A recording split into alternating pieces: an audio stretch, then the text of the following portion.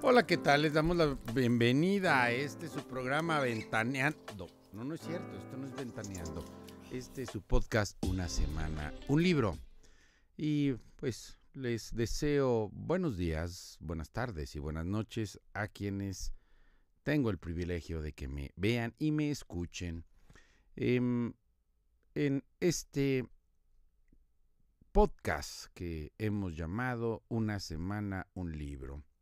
Hoy, como se los dije en el capítulo anterior, en nuestra edición anterior, vamos a comentar este texto que me encantó, como voy a reiterar cuando digo que me encanta. Todos los libros que presento con ustedes son libros que me encantan, que me traen, que me jalan, porque estoy convencido que uno no escoge al libro, el libro lo escoge a uno.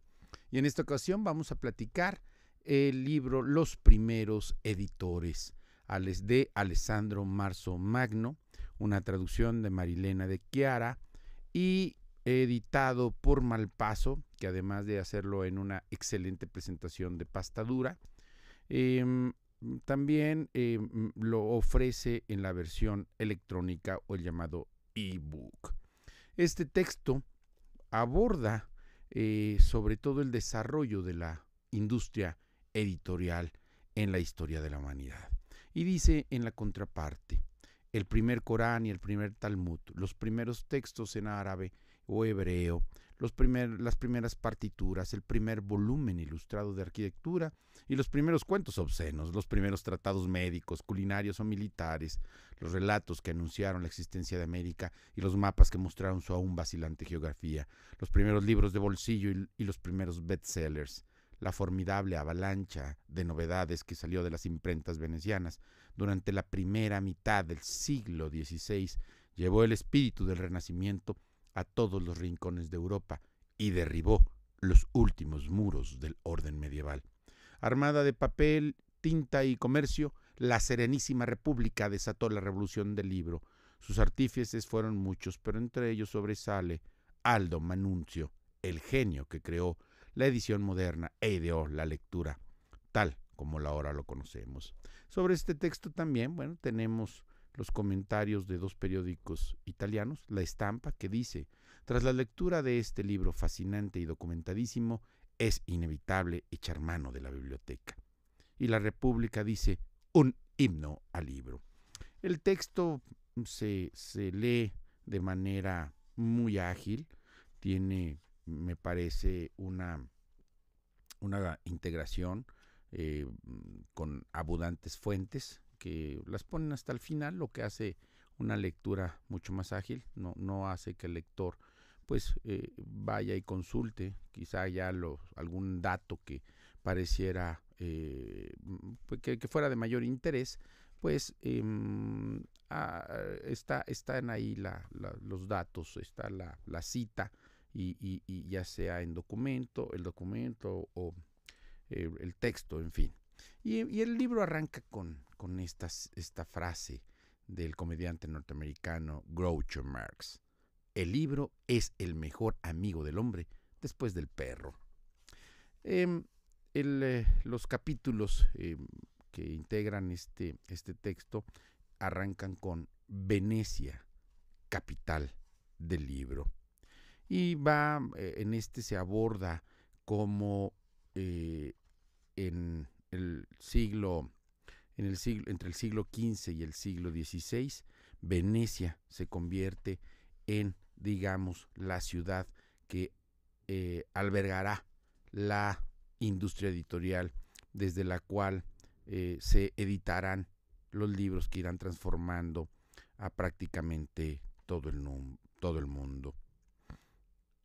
Dice el autor, pero lo que más atraía al visitante extranjero, quien estuviera en Venecia en el siglo XVI, dice, eran los libros, decenas y decenas de librerías acumuladas en una abundancia sin parangón en otras ciudades de Europa.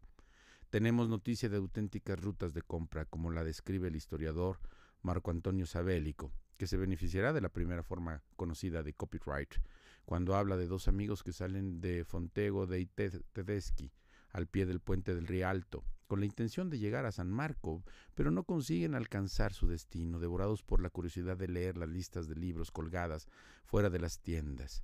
Fontego significa almacén en veneciano, el Fontego dei Tedeschi, o de los alemanes, que todavía existe, así como el de los turcos. Era el lugar donde residían, guardaban su mercancía y gestionaban sus negocios, los mercaderes de Europa Central, la mayoría de habla germana. Ni siquiera la Alemania de Gutenberg, donde la imprenta de tipos móviles había sido inventada más o menos 75 años antes, entre 1452 y 1455, podía arrebatarle la primicia. En la primera mitad del siglo XVI era Venecia donde se imprimía la mitad de los libros que se publicaban en Europa.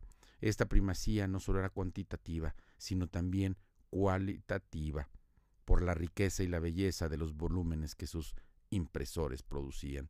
Sin la industria editorial veneciana de aquel siglo, no existiría el libro tal y como lo conocemos hoy, y tampoco la lengua italiana tal como la hablamos hoy.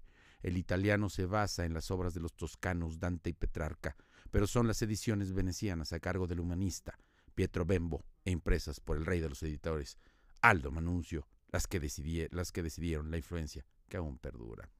Y en este primer capítulo pues va dibujándonos, va mostrándonos, mejor dicho, el desarrollo de la industria editorial en Venecia, y también cómo esta industria comienza a establecer sus propias reglas, las dinámicas económicas de producción, porque era importante, porque, digamos, tenían determinadas mecanismos de compra y venta, como pues el auge y caída de estos empresarios, que en realidad son lo que digamos, pues en lo que se convierten. Y por ejemplo, nos marca ahí, nos va diciendo, por ejemplo, más o menos cuánto ganaba. Dice, a la plancha, es decir, una de las partes de la imprenta, dice el compositor. A la plancha se dedicaban 3 personas: el compositor, el encargado de entintar y el que se ocupaba de la impresión en sí.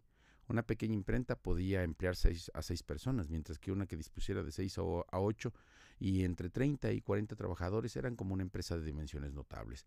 Solo el compositor necesitaba cierta especialización, y a juzgar por los comentarios satíricos de la época, eran numerosos los sirvientes desempleados y los estudiantes en blanca dispuestos a cubrir cualquier vacante de este tipo. De todas formas, el trabajo está bien pagado. En Padua, en 1475, un compositor gana 3 ducados al mes, más 1 ducado en libros para poderlos revender. 3 ducados es el sueldo mensual de un ingeniero hidráulico, trabajo para nada secundario en un estado como Venecia, cuya supervivencia pasa por regular el curso de los ríos e impedir que el mar penetre la laguna. Ese es, digamos, nos muestra, me parece, del el nivel de importancia económica que va adquiriendo la industria editorial. Y desde luego, pues vamos viendo también la acumulación de libros, cómo va apareciendo, digamos, en como parte de las dinámicas de, digamos, de la producción, y también de quienes se convierten en sus consumidores, los lectores. Y además, pues esto va generando también toda una logística. Dice, muy pronto las estancias angostas de las oficinas no son suficientes y se buscan nuevos espacios en los palacios de los nobles y en los monasterios. Precisamente al principio del siglo XVI se ha confirmado ya la transformación del patriciado veneciano de nobleza mercantil en terratenientes. Al hacer inversiones en tierra firme, los almacenes que antes se utilizaban para guardar mercancías traídas por los barcos procedentes de Levante ahora están vacíos. La solicitud de los editores para alquilarlos y guardar sus libros en ellos llega en el mejor momento posible. Las órdenes religiosas, plenamente involucradas en el negocio de la imprenta, comprenden que ceder espacios a los impresores puede convertirse en una fuente estable de rentas. En 1514, los padres de Santo Estéfano alquilan 9 almacenes a los libreros. Se generan así enormes acumulaciones de libros cuyas dimensiones desconocemos. Si un editor medio de Milán como Niccolò Gorgonzola posee 80,000 volúmenes, ¿cuántos no tendrían guardados los editores venecianos? Todo esto llega en un periodo en que las bibliotecas privadas raramente llegaban a las 2.000 obras y las públicas alcanzaban unas pocas decenas de miles. 80.000 ejemplares se encontraban en la Biblioteca Imperial de Viena, ya en 1665. Hoy esa misma biblioteca, ya no imperial, cuenta con más de 3 millones de libros, mientras que la British Library posee 14 millones y la Biblioteca del Congreso de Estados Unidos más de 33 millones. Venecia una vez más representa la excepción. En 1523 la biblioteca del noble y culto cardenal Domenico Grimani cuenta con 15.000 volúmenes. Y la del historiador Marín Sanudo sobrepasa los 6.000. La colección privada más grande que Venecia vio hasta 1700 es la de Marín Sanudo, 6.000 libros. 6.500 títulos, un verdadero coloso en el panorama veneciano y europeo, prototipo sin parangón de la biblioteca del historiador de profesión. Poseer una biblioteca es un signo de prestigio social propio de un grande, y esto quizá explique por qué se trata de un fenómeno realmente elitista, mucho más que la propiedad de obras de arte, al contrario de hoy. A partir de una investigación centrada en los testamentos del siglo XVI, resulta que el libro está presente en 140 casas de las 937 estudiadas, un porcentaje de casi 15%, una presencia modesta si se compara con la de los cuadros que representa el 90%. Pero desde luego todo implica riesgos, y aquí lo advierte muy bien el autor cuando dice: tanto papel acumulado aumenta el peligro de incendios. Siempre al acecho de una ciudad construida sobre todo con madera, el Palacio Ducal se incendia 2 veces, en 1483 y 1577, y ya en 1290 los vidrieros fueron obligados a trasladarse a Murano para evitar que sus hornos redujesen a la ciudad a cenizas. Los incendios se suceden. El 14 de enero de 1529 se quema el monasterio de Santo Estéfano. En 2 horas arden los almacenes de muchos libreros. En 1557 un incendio destruye casi íntegramente el almacén de los Giunta, llevándolos al borde de la quiebra. A las hogueras fortuitas se añaden las realizadas por voluntad de la Iglesia contra los libros prohibidos. El 18 de marzo de 1559 se queman en la plaza de San Marcos entre 10.000 y 12.000 volúmenes. Y bueno, pues en el texto también van haciéndose un conjunto de menciones de sobre todo cómo Venecia va adquiriendo este papel cosmopolita, no por el comercio, porque digamos que eso está pues más que difundido, lo conocemos, el papel que tuvo como potencia económica durante el Renacimiento. Pero lo que muestra el libro es esta potencia cultural, o esta metrópoli cultural que se convirtió. Dice: Venecia es sobre todo libre. Cuidado, la Serenísima no es liberal en el sentido moderno, pero comparada con los estados contemporáneos suyos ofrece un inalcanzable clima de libertad, y de hecho, hasta 1553 la censura no estará presente. No es para nada casual que en Venecia vivan y prosperen comunidades extranjeras y de diferentes religiones, hecho impensable en otros lugares. Griegos y armenios huidos del régimen otomano, o judíos supervivientes de las persecuciones en España y en otros países europeos, encuentran asilo en la laguna y serán, como veremos, extraordinarios impulsores del desarrollo de la imprenta. Y eso no es todo. Dentro de las fronteras del Estado veneciano, sobre todo en los dominios de ultramar, viven pueblos que hablan lenguas distintas, que también constituyen un mercado interesante, y de las prensas venecianas saldrán, si no los primeros, seguramente los más tempranos libros glagolítico, antiguo croata, y cirílicos para la liturgia ortodoxa rusa. Y bueno, este es, digamos, en un extenso primer capítulo. Después viene el segundo capítulo, que es dedicado a Aldo Manunzio, el Miguel Ángel de los libros, le denomina así el autor. Y habla sobre este personaje que, digamos, se convierte en el moderno, en este personaje que no solamente se va a dedicar a imprimir textos, será un editor en la moderna y amplia extensión de la palabra. Y aquí lo define, dice: Aldo, en cambio, es un intelectual refinado, uno que elige los textos a imprimir por su contenido, no solo por la potencial capacidad de venta. Es el primero en unir al patrimonio de conocimientos culturales, las capacidades técnicas y las intuiciones al entender lo que el mercado necesita. También es muy bueno a la hora de elegir a sus colaboradores, los mejores en los diversos ámbitos que le interesan. Hay más. De las prensas de Manuncio sale el que muchos consideran el libro impreso más hermoso, la Hipnerotomaquia Polifi, un texto aún hoy misterioso, lujurioso y pagano, a pesar de haber sido escrito por un fraile dominico, con representaciones eróticas, en ocasiones casi pornográficas. De hecho, la edición conservada en la Biblioteca Vaticana está cuidadosamente censurada. George Painter, responsable de los incunables del British Museum, además de biógrafo de Marcel Proust, considera este libro una piedra angular en la historia de la edición. La Biblia de las 44 líneas de Gutenberg de 1455 y la Hipnerotomaquia Polifili de 1499 rehuyen los dos extremos opuestos del periodo de los incunables con superioridad igual y contraria. La sobria y austera Biblia de Gutenberg, alemana, gótica, cristiana y medieval, es deslumbrante y lujoso himnerotomaquia italiana, clásica, pagana, renacentista. Las dos supremas obras de arte de la impresión se sitúan en los polos opuestos del deseo humano de la investigación. Y bueno, desde luego también habla quiénes compran, quiénes son parte de estos consumidores. Y lo mencionan aquí en el libro. Dice, entre los compradores de las ediciones aldinas, es decir, refiriéndose a Aldo Manuncio, se encuentran los nombres más célebres del Renacimiento italiano: Federico Gonzaga, Isabel de Este, Lucrecia Borgia, el Papa León X, y esto es Juan de Medici. Entre los alumnos se encuentran Ercole Strozzi, futuro poeta, el príncipe Alberto Pío, refinado diplomático.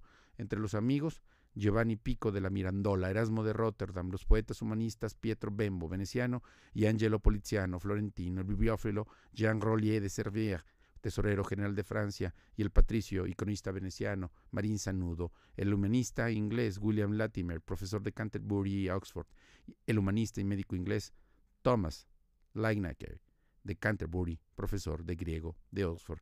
Es decir, tenemos en Aldo Manuncio, digamos, el punto de encuentro de al menos la crema innata de la intelectualidad de una parte del mundo, en particular de Italia, Francia e Inglaterra.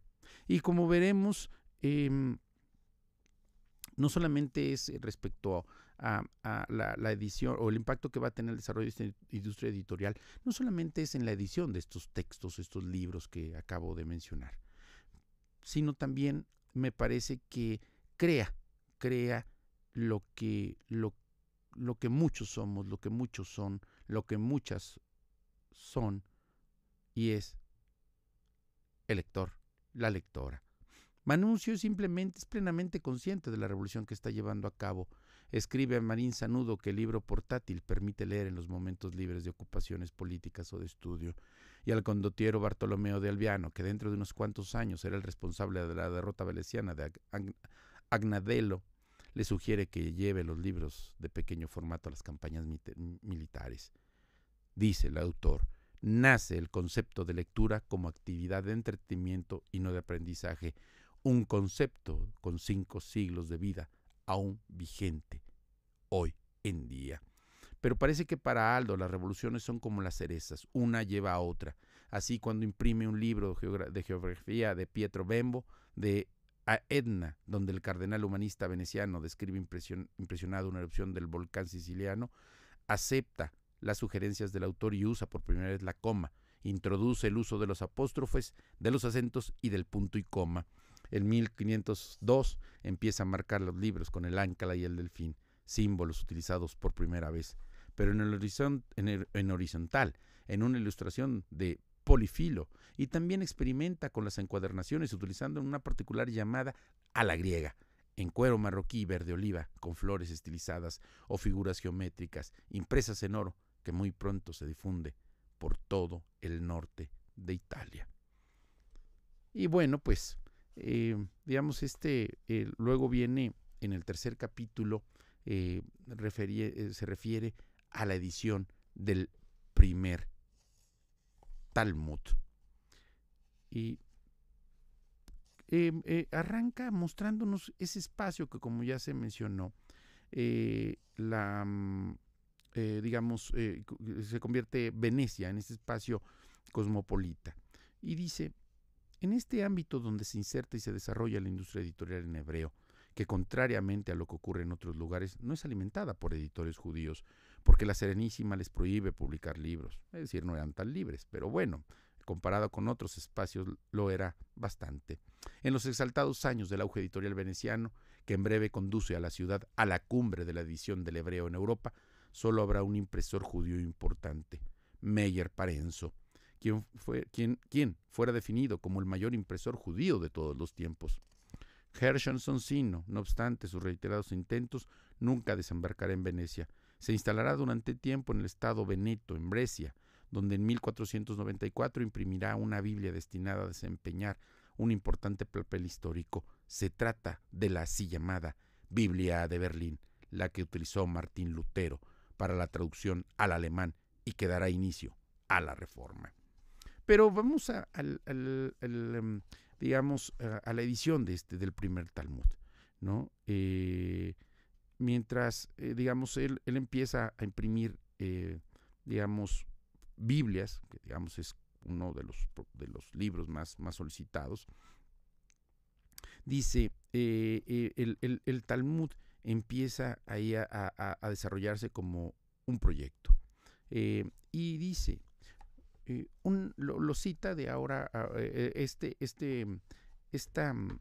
texto va a colocarlo, ¿no? Va a colocar, digamos, no solamente a la industria editorial de Venecia, sino también en la difusión del pensamiento religioso no católico. Dice, el primero en imprimir textos en hebreo en Venecia es un cristiano de Amberes, Daniel Bomberg, quien será también el primero en publicar la Biblia rabínica y el Talmud.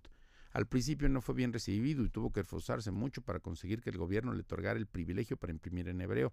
Sus peticiones, acompañadas por crecientes ofertas de dinero, se rechazaban una tras otra. Solo el quinto intento y tras desembolsar 500 ducados se le concedió un monopolio decenal. Los escrúpulos religiosos de los patricios no les permitía traspasar ciertos límites, y por otro lado, si Bomberg podía pagar una cantidad tan elevada, es que esperaba un rendimiento importante.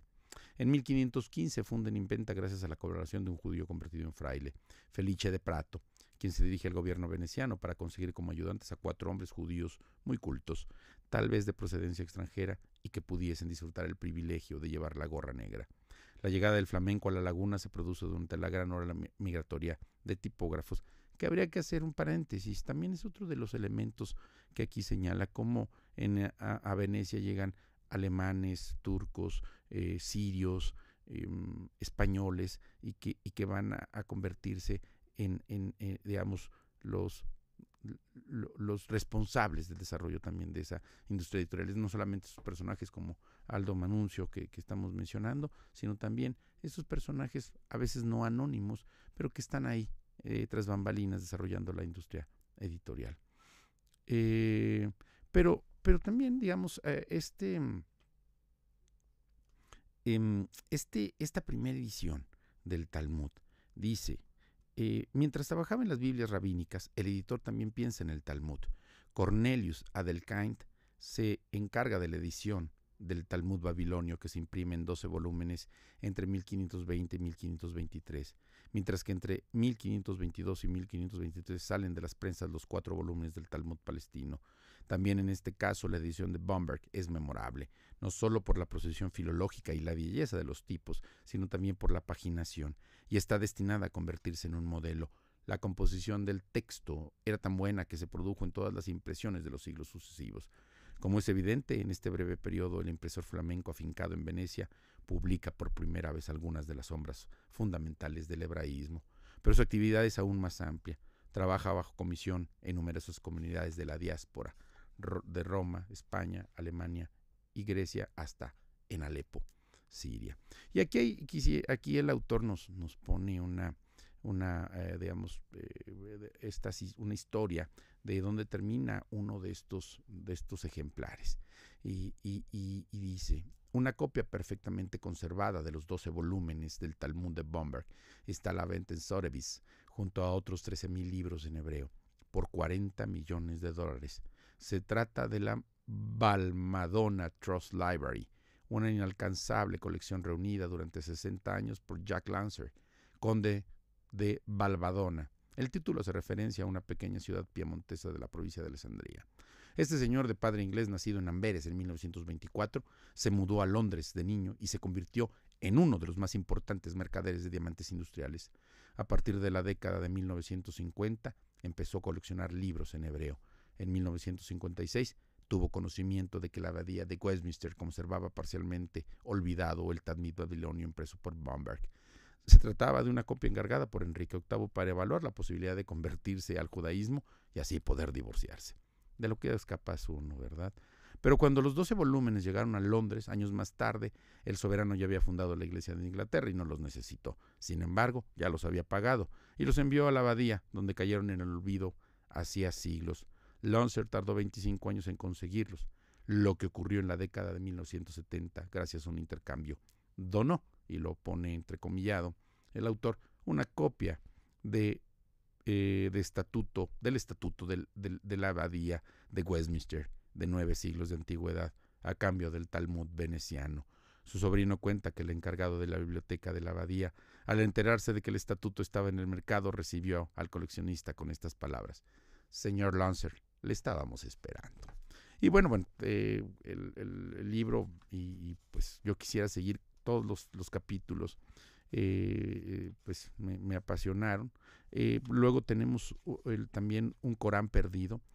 Aquí nos dice la historia, va describiendo la historia de un Corán que también salió de las imprentas, fue impreso en Venecia, y cómo una académica llamada Angela Novo descubre en un monasterio este Corán perdido, ¿no? Y cómo, pues, digamos, todas las peripecias que ella tiene que sortear para encontrarlo, ¿no? Dice el autor: la razón por la cual nadie comprendió nunca la gran importancia de aquel volumen, a pesar de ser conservado en una biblioteca y regularmente catalogada, es muy sencilla. Nadie sabía leerlo en 5 siglos. Quien lo tuvo enfrente así nunca se dio cuenta de lo que era, y los muchos que lo tuvieron entre las manos no lo destruyeron, observa Novo, recordando un periodo de la historia ante la cual las hogueras de libros no eran nada raras. El Corán de Paganini está impreso completamente en árabe. No hay ninguna fecha, no aparece el lugar donde se imprimió, no hay nada escrito en latín, excepto unas notas de traducción de Albanesi, que quizá permitieron catalogarlo como Corán. En toda Europa, los estudiosos que conocían el árabe podían ser probablemente una decena. La ignorancia a menudo destruye, pero en algunos casos salva. Había que saber mirar para poder identificarlos. Angela Novo ya sabía hacerlo, los demás no. Los descubrimientos siempre ocurren un poco por casualidad y un poco por suerte, y es exactamente lo que ocurrió. Se buscaba A y se encontró B, y B resultó ser un tesoro de valor inestimable. El primer Corán se imprimió en Italia, se conservó en Italia y ha sido reencontrado por una italiana. Si hubiera ocurrido en otro país habría sido distinto, pero ya es mucho que se ocupen del hecho un semanario católico, Familia Cristiana, siempre tanto del diálogo interreligioso, con una breve nota publicada en junio de 1988, y un diario, El Giornale, con un artículo de un docente de urbanística, Sergio Noja, que colabora con la página cultural el 3 de marzo de 1989, casi 2 años después del descubrimiento. El primer Corán en árabe, una empresa que honestamente hay que considerarla soberbia. Y bueno, pues aquí está otra, digamos, este primer Corán que sale de Venecia, y que, bueno, pues fue encontrado, y cerraría esta parte, este comentario del capítulo 4. El Corán de 1538 es importante desde el punto de vista filológico. Por lo demás, se trata de una operación comercial pura y dura, como hubo muchas. Desde el punto de vista religioso no tiene valor alguno, precisa el Sheikh. Precisamente que tenga razón la descubridora del Corán o que esté en lo cierto el profesor árabe, lo que importa es que los Paganini exploraron fronteras. Paganini, otra familia de editores. El fracaso de la operación marca el límite de la expansión comercial del mercado editorial veneciano. Es decir, pues buscaban, o sea, se animaban a ir a nuevos públicos, no solamente europeos, hablantes del latín, del español, del inglés o del francés, o de las muchas derivaciones que existían. También habla de la presencia de los armenios y de los griegos y cómo van a hacer, se van a también hacer tipos de la imprenta con este idioma. Dice, desde 1512 hasta 1800 en la ciudad de La Laguna se cuentan 19 tipografías pertenecientes a armenios y que no imprimen en armenio, y se publican 249 volúmenes de óptima calidad, tanto desde el punto de vista de los contenidos como desde la técnica de impresión. Y bueno, en este texto dice, menciona alguno de los, digamos, de los editores. Zakaria Kaliergi fue el tipógrafo griego más importante, reuniendo muchas y raras capacidades en su persona. Calígrafo, copista de códigos, fino diseñador y grabador de tipos, editor erudito y comentador de textos clásicos, corrector y editor de gustos refinados. Se rodea además de colaboradores muy cultos como Marco Musuro, también de Retidno, que después se convertiría en uno de los más importantes colaboradores de Aldo Manuncio y en docente en griego de la Universidad de Padua, donde sus oyentes encontrarán entre sus oyentes se encontrarán Erasmo de Rotterdam. La voluntad de Zakaria y Nicola, de la sabiduría de Marco y el dinero de Ana, permiten publicar en 1499 una de las obras maestras de la tipografía renacentista. Y bueno, después viene también otro capítulo, Los vientos del este, y se refiere a todas las, digamos, impresiones que las impresiones en este idioma que se llama el glagolítico. Y dice, y también refleja la impresión que tuvo, la influencia que tuvo Venecia en la región de los Balcanes. Dice el autor, hasta aquí hemos visto las medallas de oro conquistadas por Venecia, primero en imprimir un Corán, un Talmud, un libro en griego y uno en armenio, pero también las hay de plata, de bronce y de oro de menos quilates, como por ejemplo la primera traducción italiana del Corán, impresa en 1547, mientras que una de plata le corresponde a la impresión de la segunda Biblia en lengua vulgar y primera en italiano. Si el viento del este es una brisa ligera procedente de Europa Central, de los Balcanes llega un bóreas impetuoso capaz de alterar el mundo de la edición de La Laguna.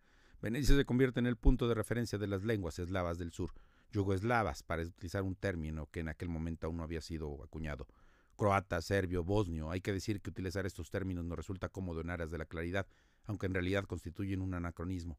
El serbo-croata se codifica como lengua en el siglo XIX y la distinción entre croata, serbio y bosnio ocurre solo después de la guerra decenal que lacera Yugoslavia entre 1991 y 2001. Y bueno, pues acá, para que nos demos, dice, el primer volumen de caracteres glagolíticos, el antiguo alfabeto croata, es un misal de 1483, cuyo lugar de impresión ignoramos, aunque puede ubicarse en el actual territorio de Croacia, probablemente en Kosini, en la región Lika, en el interior de Dálmata, espaldas de la isla de Modrus, no muy lejos de Fiume, es decir, ahí, en esta geografía balcánica. Pero bueno, yo quisiera, el tiempo nos está ganando, también habla sobre las ediciones referentes, siendo Venecia una potencia también militar, pues nos habla de la impresión de cartas geográficas, de planos, de mapas, y que pues miren, por ejemplo, esto dice: Bourdon, uno de los editores, muere tan pobre como había vivido, 2 años después de la publicación de su libro, y no puede ser testigo de su éxito, dado que la primera reimpresión de 1534. Pero sus cartas náuticas y sus mapas de ciudades tendrán mejor fortuna. Los errores, se decía, son macroscópicos. Un ejemplo, Brasil lo representa como una islita poco más grande que las Azores. América del Norte está dibujada como isla.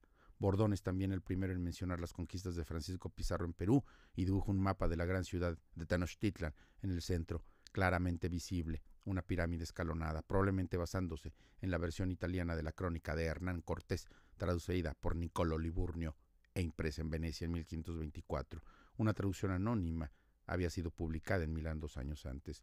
La actual Ciudad de México, en aquel tiempo rodeada por las aguas del lago de Texcoco, se correspondía perfectamente con el concepto de la isla.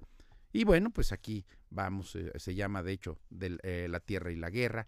También tenemos más adelante en el otro capítulo las primeras ediciones musicales, o digamos que difunden música y partituras, y también las primeras ediciones de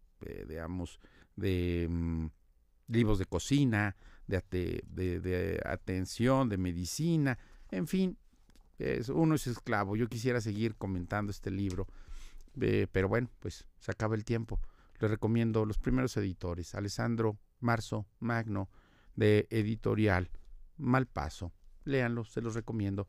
Y me despido, pues, haciendo ya nuestra referencia clásica. Por respeto al público, este programa no tiene risas grabadas. Hasta pronto. Las opiniones vertidas en este podcast son de exclusiva responsabilidad de quienes las emiten y no representan necesariamente el pensamiento del canal.